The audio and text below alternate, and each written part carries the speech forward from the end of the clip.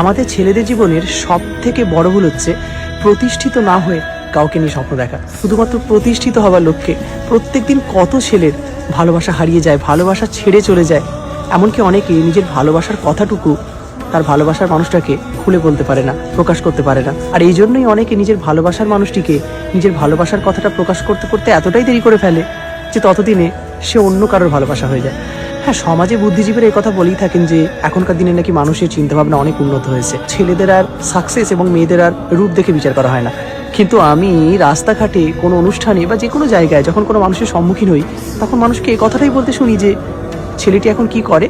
এই সব কিছুর পরেও হয়তো কিছু ভালোবাসার মানুষ এই সমস্ত ব্যর্থ ছেলেদের পাশে থাকবে, সারা জীবন তাদের হাত ধরে থাকবে। কিন্তু এসবের মাঝেও এখনো পর্যন্ত একটা স্টেটমেন্ট আজও অপরিবর্তিত রয়ে যাবে, সেটা হলো ওই যে প্রতিষ্ঠিত না হয়ে কাউকে নিয়ে স্বপ্ন দেখা একটা ছেলের জীবনে সব থেকে বড় ভুল।